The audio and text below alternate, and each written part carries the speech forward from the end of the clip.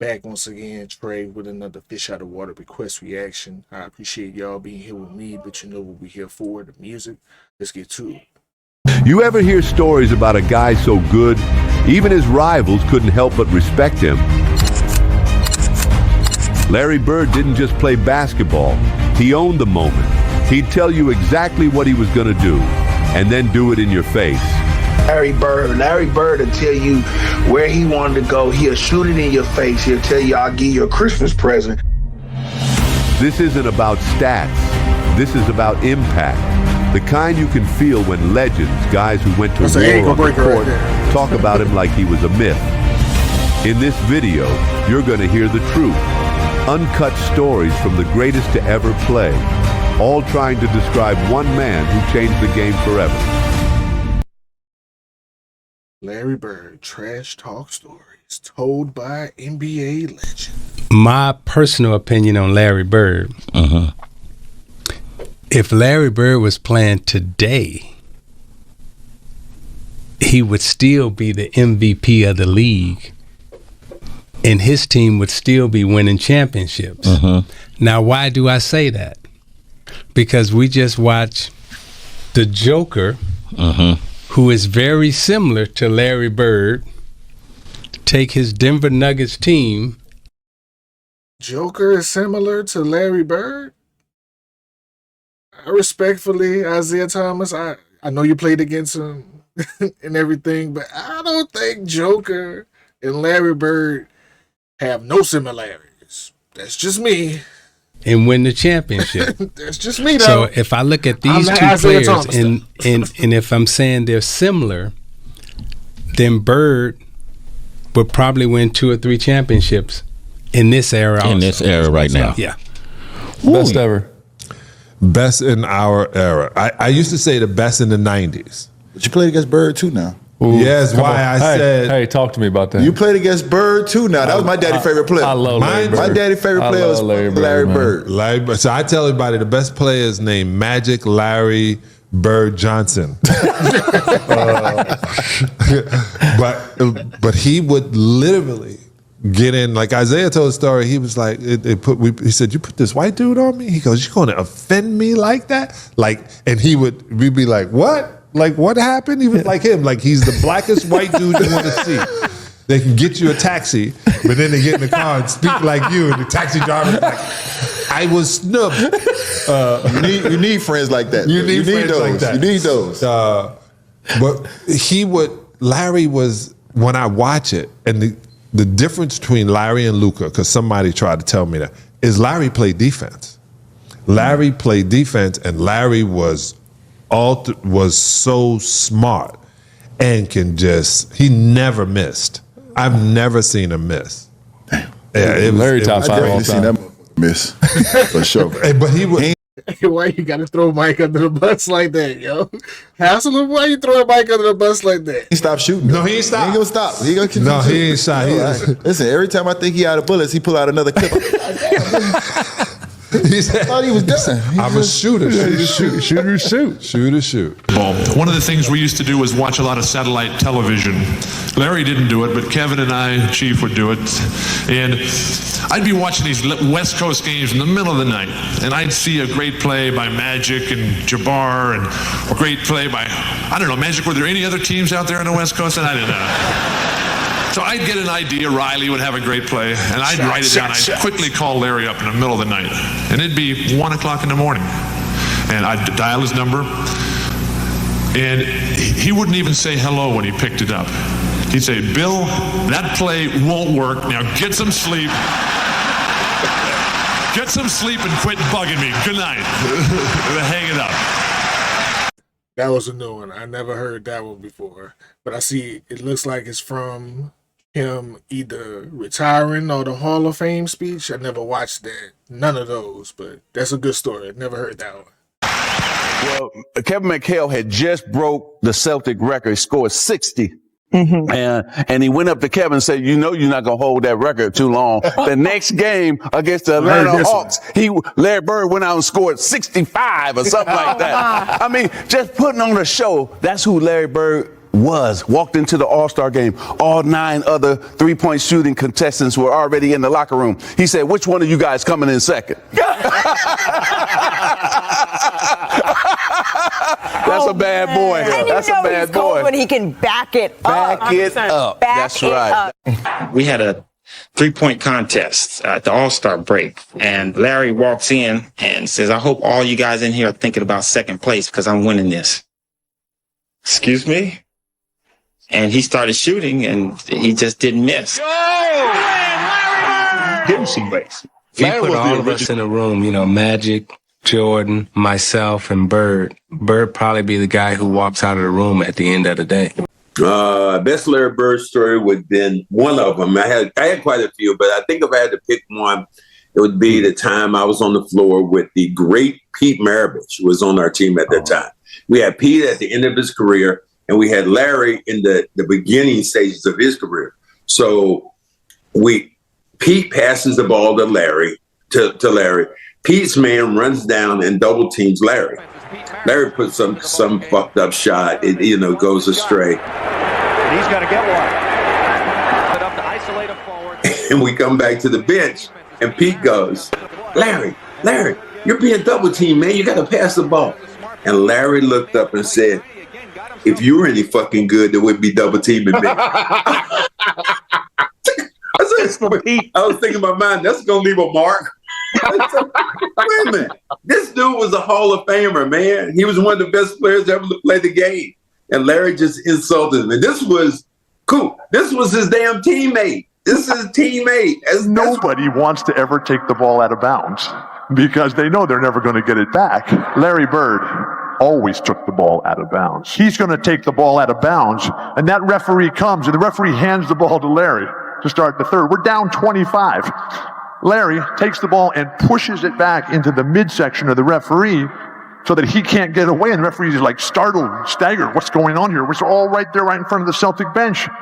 And Larry looks right into the soul, right through the eyes of that referee, and he says to him, we're not going to quit. You make sure you don't quit either. The guy just like melted on the spot. Larry hit 11 straight shots to start the third, including 7 threes. We were tied at the end of the third. We won in overtime. We did not need a plane to get home that night. Larry Bird, you're awesome. Larry Bird would say to me, we walk out, and you ever see him on the layup line, look like he doesn't talk. And then he gets out in the what you call, and you're supposed to be giving people 5. He won't shake your hand. He was like, I'm giving you 30. And you look around like, what? You're getting 30 tonight. Yeah. I'm giving you 30 tonight. Yeah. And would adjusting his tight shorts, and you believe him because he would give you 30. He would give everybody 30, and in the flow of a game. You know what? Another thing, it seemed like he never listened to the coach. It just. I mean, do you have to listen to the coach when you're that good and you know what plays are gonna work in real time, right? And you know the coach is calling the wrong play. I can only imagine the genius basketball mind like that, because I used to hate that when I'm looking at the defense and I'm hearing the coach call the wrong play. I'm not running that play. My coaches hated that, but do what's best for the team. That's what you gotta chunk that up to with Larry Bird. It wasn't being disrespectful to the coach. I just see things that you can't see because I'm on the floor. Seemed like they talked to everybody else and that Larry just play. So he was definitely a smack talker and backed it up. That was the other part. I think if you look at the 30 for 30 we did, where it said best of enemies with the Lakers. I watched that 30 for 30. And they asked me about that, and I said biggest shit talk I ever seen. Tell you, I jump at it trying to block. He said, Scott, you jump high, but not that high. He would just talk the whole game. Oh, guys, I'm going right over there, catch the ball and shoot it. Ain't shit y'all can do about it. I mean, just like that, that type of talk. And I remember when I was talking to the producers and we were doing that film, I said, yeah, Larry's the biggest shit talker in the NBA. And then I said, I guess it ain't shit talking if you can back it up. Yeah. And Larry backed it up every single night. Yeah. I mean, the dude was unbelievable, man. I told you when he came to me, he said, what's up, Sal? I got in the game. And he was like, oh, you starting tonight? I go, yep, I got you. He said, y'all double teaming? I said, nah, I got you straight up. He said, just to X a 7-footer. Just think about this. John is 7 feet tall, and just the thought of asking him, "Hey, y'all double teaming me? Y'all should double team me. Like, don't not double Y'all team not me. double teaming me? Don't not double team Change the play. He said, mouse in the house, inside pivot, shot it. He said, 7 it'll be a feet. long night, Sal. Wow. But he was seriously, and people don't realize, he's 6'9". Yeah. You know, they And I keep forgetting that too. I just forgot that he is tall his goddamn self. So yeah, 7 feet don't mean much. I'm way better than you. for some reason they think he's a small dude. Yeah, no, he's no, 6'9". he's big. Joker, what's the other kid? Played in Dallas. Luka Doncic. Luka. So how Luka moves Yeah. is how Larry moves. Yeah. But Larry, Now that makes more sense. Luka and Larry is more comparable than Jokic. And then I saw, so I guess it ain't shit talking if you can back it up. yeah. And Larry backed it up every single It night. ain't shit talk, the it's dude real was talk. unbelievable, man. I Real told you talk. when he came to me, he said, "What's up, Sal? I got in the game," and he was like, "Oh, you starting tonight?" I go, "Yep, I got you." He said, "Y'all double teaming?" I said, "Nah, I got you straight up." He said, "Y'all not double teaming me?" He said, change the play. He said, mouse in the house, inside pivot, shot it. He said, it's gonna be a long night, Sal. Be a long night, Sal. Gonna be a long one. But he was You got a long seriously, night ahead and of people you, don't buddy. really. He's 6'9". Yeah. You know, Yeah. they for some reason they think he's a small dude. Yeah, no, he's no, 6'9". big. Joker, what's the other kid? Played in Dallas. More Luka. Luka Doncic. More Luka. So how Less Luka Joker. moves Yeah. is how Larry moves, Yeah. but Larry plays defense. Yeah. I'm not saying he doesn't. You're not saying Luka doesn't, huh? Okay, yeah. He doesn't well. Hey, we got you, John. We got you. Well, you gotta do that, Sal. But I mean, if it's true, it's true. But that makes more sense, Sal. I would say the only offensive thing that Joker does that's just as good as Larry Bird is the passing. Outside of that, Joker wish he had a game. Larry offensive game is more Luka than Joker, besides the passing. But Luka can pass too, whenever he decides to pass. He He's a good passer. doesn't well, but Larry did it all. Larry Played was good, defense, passed the ball, Rebound, everything. new situation, new time clock, and you can see he wasn't thinking about anything else but the game. Yeah. There was no timeout. You know, we were looking in the crowd, looking at girls and asking for, Mind on make sure all you got wrong my things. hot dogs in the locker room. Whatever. Yeah. Mind on None all of the that. It was only wrong basketball. Yeah, he was special, man. He Yeah. was special. I was a thorn in his side. Right. You know, I'm supposed to be. I'm supposed to be go out there to kick his butt. That's what my job was, and his job was to kick mine. You know, and so I didn't want Larry to like me. He didn't have to like me, but you know, we both respected each other. I knew Larry could beat me if I made mistakes. If we didn't play our best game. Larry made me have sleepless nights, right? No, he did. He did. He had me because I was scared to death that I knew he could beat me. Right. And so that's what a great player does to you that you have to go up against. And not only was he great, the Celtics were great. So, and I was the same way, hopefully, you know, in his mind, when he went to sleep, thinking about me. Because I was thinking about him when I went to sleep, but that was for sure. It's actually, I've always said that I go by success, and he's won more championships, so I give him the nod. Oh, yeah. Being very gentlemanly. Magic, same question to you. Is Larry the better player? I've always said that Larry was the better player. You know, Really? because he could do more, shoot from the outside, all those type of things. You know, to us, really, at the end of the day, it really doesn't matter. Yeah. Because what matters to me is that I played against the best. I got to know the man, Larry Bird. And that we got this friendship right now. Right. That's all that matters, because the fans are going to say, hey, Larry Bird was my man. Just like I run into a lot of Celtic fans. Yeah. You know, I used to hate you. I get that all the time. I get that all the time, right? And so but they say, I hated the Lakers, but why do we love Magic? Yeah. You know? And so, but what matters is that we're friends now. We can do so many things together. I still will hate him now. If we play checkers or basketball right now, then... That competitive spirit ain't going nowhere. You say, I still hate him. If we play anything right now, it's back on. Both of us are changing to those players that we used to be because we still want to beat each other. You think First, when I first met him, I said, all right, I'm going to see this dude, this white cat can really go like Because the he's verdict saying, is right? always out on white boys that can hoop. With all due respect, it's always out. It's respect. This ain't nothing bad. So I said, let me see what he can do. But Larry's had something that most white boys don't have. Just say that. Just keep it real. Man, Larry was different now. Larry was different now. He had a little bit of nigga. Yeah, he was different now. He was different now. Larry was different now. That boy, he can play, man. He turned it out. We played on a team in college in a tournament together. This is the first time I ever sat on the bench. Him and I were on the bench. And we were like, the guys in front of us wasn't better than us, but Kentucky head coach was coaching the team, so he started 3 guys from Kentucky. So we said, okay. But when we got in the game, we turned it out. But I saw this dude eat Jack Givens up. He was player of the year that year. Kentucky, right? Yeah, from Kentucky. And Larry Bird was just slicing and dicing him. And I said, oh, I called home. I said, it's true about this boy.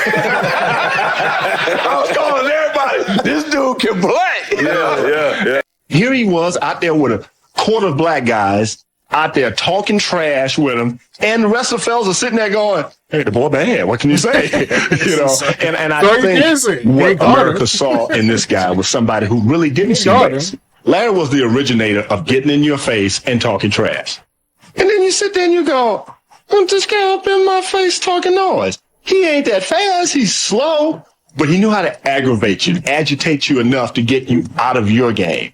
I was guarded. Out of all the players we played against, when Larry Bird caught the basketball, we were most afraid of him. And it's hard for young people to understand, because those of us who was around in the 80s, who really got to see him and the Boston Celtics play, the dude, he just didn't miss. And when he missed, you were shocked that he missed. Yeah. As I said before, like my mother-in-law named his jump shot Silent Death, because when he shot it, it just looked like it just stayed in the air and just rolled and rolled. No, and if you go back and you look at the 80s, right? Yeah. Everybody shot like this. That's true, right? Everybody would imitate him, right? Come on, man, talk to me now.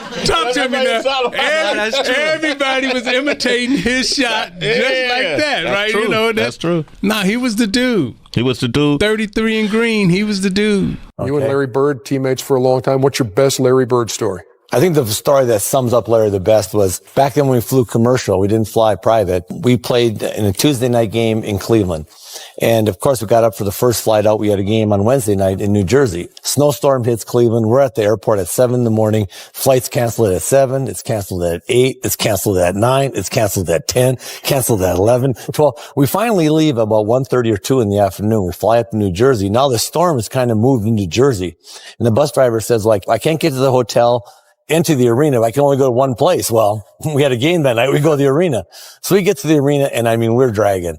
And we're sitting around the locker room, and, and everybody's kind of, we're tired. And, and all of a sudden, the coach gives a little bit of a speech of, come on, man, guys, we're playing basketball. Let's get ready to go. And Larry stands up, and Larry says, a couple other few choice words. And he says, I don't know about you guys, but I'm going to take it out on their rear ends. So I was like, oh, all right. So let's go. So we go on the floor. Elbert King sitting there. And Larry walks up to Elbert King and goes, don't take this butt whooping personally. I've been eating hot dogs all day. And then Elbert King looks at him like, you've been eating hot dogs all day. What's that got to do with me? And we went out and just hammered him. I mean, we terrorized them. And that was Larry. There was no excuses. I mean, he just played. And I tell you, that was just his competitive nature. But a day when you fly all day and eat hot dogs in the airport, best thing was Elbert's look on his face like, what hot dogs got to do with me? I was guarding in my rookie year. He looked at me and he goes, you can't stop me. And I looked at him and I said, gosh, boy, you're so confident. He goes, confident? You're a rookie. You don't know anything. He proceeded to score like 10 straight points off. The coach took me out the game. He walks by and he's laughing at me. Larry Bird, basically. The coach think about the game and he laughed at you, yo. Hey, but I'm just smarter than you. Not only am I more skillful and better than you, I'm smarter than you. You're a rookie. I'm going to do basic things to beat you. I'm doing basic things to beat you. It was my second game of my career, and I'm scared to death already. And he walks out, and he just stands next to me, and he leans over and he looks at me. And I didn't even pay him any attention. He said, "Do you honestly think you're going to guard me, motherfucker?" Then he stands up and he looks over at our bench and he looks at Kai. "You all think this rookie going to guard me? Man, I'm going to bust you up." Just right in my ear. And then finally he walks around, stands in front of me. He said, "I'm going to tell you something right now. I'm going to wear your ass out." Game starts and he's just wearing me out. And he came down. He said, "I bet you can't do this." And he raises up from Steph Curry range and he shoots an air ball. And I look at him, he like, "That don't matter. It's the fact that I can do it and stay in the game. I bet you can't." He was a basketball genius. He'd be a step ahead, a thought ahead, play the game like a chess game. I'd much rather guard Michael Jordan than Larry Bird because you have to play the game as a thinker when you're playing him. You have to get inside his mind. Larry wasn't quick, couldn't jump really high, but there was just some sleepless nights. Bird takes the pop. It's gone. I got your first playoff game is against Boston, 1983. Oh, it was? Oh, okay. Yeah. That's a long time ago. Wow. Yeah. So that's your first time facing Bird in the playoffs. Yeah. Yeah, that was the first time Bird ever talked trash to me. It was my rookie season, my first game I ever played against him. What did he say? And, that was the only thing. I can't even tell you what he said. Clean up the language. What? One of the things the first thing, I think really the only thing he said to me, I'm guarding him. It's my first play. He's coming down the court and I'm guarding him. He looks at me, he said, "I don't know why they have you guarding me, Holmes." And he shoots the three. Now, I wasn't upset he made the three. I said, "But this son of a gun just called me Holmes." But it was funny because after that, because they knew I was going to keep coming, But that was the only time he ever talked trash to me. Oh my God! What about some of the trash you heard Bird talk about? My thing with Bird is just but see, I was the first guy really to guard Larry. And I remember I was like you. I was the king of the mountain, man. I was averaging about 20 and 10 when Bird got here. Yeah. So I'm thinking he's coming to this building. I'm looking at him, but we have the first practice. I'm thinking like, this ought to be a piece of cake. Yeah. Guy don't look fast, don't look good. Yeah. I'm about to do something to him. Yeah. Indiana. Boy, I'm telling you what, it changed my opinion about racism in this world. Because I remember he scored the first basket jet on me. I scored on him, second basket. But as I proceeded, he started going further and further and further away. And by the end of the practice, it finished. The first black person I got to, I said, "You know what? That fucking white guy can play down there." So that was my thing. Was he giving you kind of looks or what was it? No, he didn't give you the looks. But then every other person of color would ask me when the Celtics got ready to play, they're like, "Yo, man, how's this kid Bird?" You about to find out. You about to find out. First, when I first met him, I said, "All right, I'm gonna see this white cat can really go like he said." Because the verdict is always out on white boys that can hoop. It's respect. This ain't nothing bad. So I said, let me see what he can do. But Larry had something that most white boys don't have. Yeah, this the same one in the same video right here. Just say that. Just keep it real. Man, Larry different now. Larry different now. He had a little bit of nigga. Yeah, he was different now. Larry different now. That boy, he can play, man. He turned it out. We played on a team in college in a tournament together. This is the first time I ever sat on the bench. Him and I were on the bench. And we were like, the guys in front of us wasn't better than us, but Kentucky head coach was coaching the team, so he started 3 guys from Kentucky. So we said, okay. But when we got in the game, we turned it out. But I saw this dude eat Jack Givens up. He was Player of the Year that year. Kentucky, right? Yeah, from Kentucky. And Larry Bird was just slicing and dicing him. And I said, oh, I called home. I said, it's true about this boy. I was calling everybody. This dude can play. Yeah. That's what the arrogance of Larry, which I thought was just funny when you talk about black and white, and today we couldn't say that.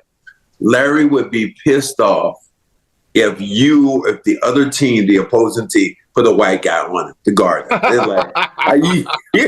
So Coop, you were the furthest thing from a white guy. So he was all right with you guarding him. But we played somebody like Detroit. They put Kelly Tripuccio on him. He would just be insulted.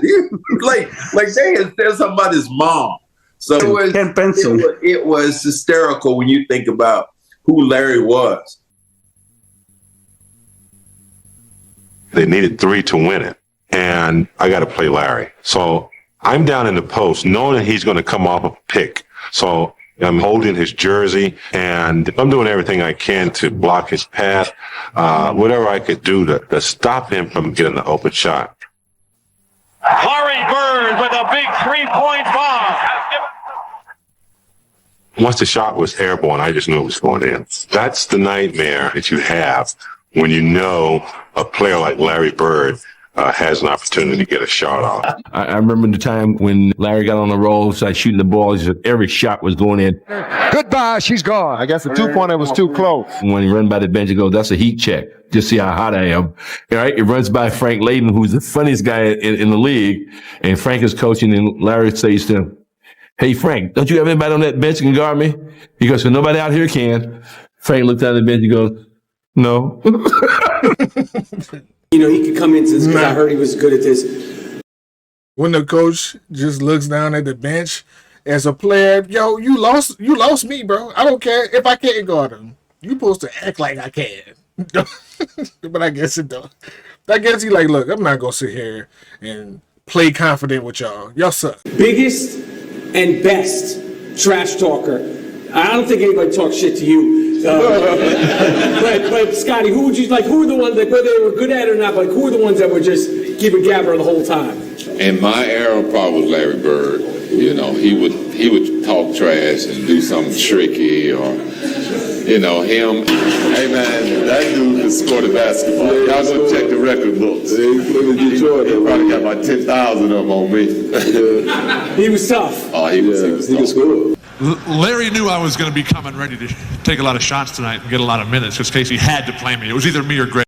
He was still giving Scottie Pippen hella buckets like that later on in his career. And believe me, Scottie Pippen was one of the best defenders in the 90s. And he was on the tail end of his career fucking him up. That's crazy. It basically had to be me. And so Larry, Danny Ainge, and myself were always the first 3 guys to the gym. DJ, of course, was the last. But I'm in there stretching out on the floor, getting ready in the locker room before I'm going to go out and play. And Larry walks in and walks right up to me as if he'd been thinking about me all day. He said, hey, I get all the shots on this team. Just because Kevin or Chief are not playing, that makes no other opportunities for you. Now get your butt to the weak side and get some rebounds so I can shoot more. I'm sure Larry Bird didn't trash talk you because you're a nice guy. He was non-discriminatory in regards to who got. Wait, what would he say to you? You're one of the nicest guys on the planet. What could Well, I didn't get the brunt of it, as I've heard over the years. You know, get your hands off of me. It's going to be a long night. You know, that kind of stuff. You can't guard me, you know. And he would do it like a ventriloquist because you couldn't see his mouth move. Was that because of the mustache? That may have been part of it. But, man, I will tell you this. I mean, we had a game. We were struggling in the early 80s. Hadn't quite got. It was right before Reggie got there in 87 and then Smiths in 88 and the Davis boys. I was part of those teams as a broadcaster. Never got to play with Reggie, but I retired in 87. But there was a time when we actually found a way to beat the Celtics. Didn't happen. I think we beat them once. I hit a last-second shot. We played them tough in the game. Then had in the quirk of the schedule, sometimes you would play the same team back to back. One time at your place, and then you'd go there. And we had. I don't know if Bird had played well or if he was frustrated. Anytime he came back to Indiana, you sensed he was a little more focused. But anyway, we had played him well the game before, and then like within a few days, we had to go to the Garden, and he proceeded to drop 53 on me and whoever else was guarding him that night. And I'll never forget that. It was a different level of focus from one of the greatest players of all time. I was getting ready to start a game. Get up to the jump ball, and Larry said, just out of the blue, he goes, "Go ahead, Kevin. Tell Elvin Hayes what you told me." And I didn't tell him anything. And I said, "Go ahead and tell him. Like you said, you were gonna kick his ass." And I'm like, "Oh man!" And Elvin Hayes is looking at me. Well, at that point, it was hard to say no. I didn't say anything. I said, "I guess so." But Larry just got stuff started up. Larry is a funny guy. Again, there it was. He had unshakable confidence. If he could get his shot off, he felt like we was going to win the ball game. The Celtics win it. As soon as Larry let it go, he virtually turns to the bench and he's looking over like, "You should have had more than one guy on me." Bird's hard nose was never more visible than during a 1984 game with the 76ers when he took issue with Dr. J.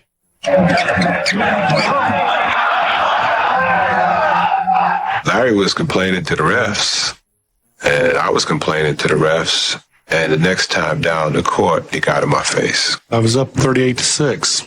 That's how I summarize it. Larry could just flat out score and give you numbers and be talking shit. There were times I had to guard him. The player's coming, but he would tell you what's coming. And he says, if you trail, I'm going to trail into the lane and shoot a little floater. And he said, if you fucking pop, he said, if you try to get over the top, he said, I'm going to pop to that corner and bust a jumper in your face. I'm like, fuck you, man. I'm all up on him. I got his shirt tail. I'm holding it. I'm like, you know where I'm from. I'm from Gastonia. He ain't talking. He ain't gonna. Sure enough, man. The ball comes in. DJ takes a couple of dribbles. I'm quick. I'm quick enough. I think I can get over the top. I get over the top. I get out there, but he pops to the corner and I'm running. He kind of waiting, waiting. He was an asshole. The 84 Olympic team was playing an exhibition game against a bunch of pros, including Larry Bird, and they were in the warm-ups. And a ball bounced down from the college end of the court to the pro end. And Michael Jordan went down to chase it. The ball happened to be picked up by Larry Bird. And Michael went up a few feet away from Larry Bird and held out his hands. And Bird took the ball and fired it back down the court over Jordan's head, as if to say, you're not only not getting this ball, I don't give a damn who you are. Larry Bird knows exactly who this guy is and what's going to happen in the next few years. And he wants to get every edge he can get right now. Listen, I got a pull hamstring. Do what I got to do. So I'm not playing. I got to do what I got to do. He walks down to me. Man, I'm sorry you're not playing. But he said, I'm going to tell you what. Since you're here, I'm going to put a show on for you. So you just sit back and watch, okay? And I'm like, man, get out of my face, man. I want to hear that. Too. That's Celtics and the Lakers. Every time he hit one, he look at me. Bird fights Kareem, swings the elbow, and now is killing it. Larry Bird. You could never back down. Jaw to jaw. Once you do, people look at you different. You had to stand up for everything you believed in, and even if someone playing basketball, if somebody took the gloves off and wanted to go, you had to go. If you didn't, there's no use playing. No use playing, Des. No use playing. I'm about whatever. Whatever you about, I'm about. Not only am I trash talking and backing it up, if you want to scrap, we can do that. That's what I liked about Larry. He wasn't going to run from the scrap. He going to talk shit, he going to back it up, and he going to run to the scrap too. I think the newer ones that I was unfamiliar with was the Bill Walton one when he was calling them in the middle of the night and trying to run plays with them. I never heard that one before. I never heard Woodbridge one before. That was a new story to me. The Clyde Drexler was a new story to me. And I forgot I think Alexander was the last one, the one towards the end. He played for the Hawks. No, he played for the Pacers before Reggie Miller them came in. I never heard his story either, so that was a good 4 stories that was all new to me. The rest of them, through the past requests that you sent me, they kind of was already played in those. But still, amazing and fun to hear. As a sports fan, I could never get tired of that. Never. Because these days, they don't make athletes like this anymore. So all you can do is reminisce. Larry, legend. Being a legend.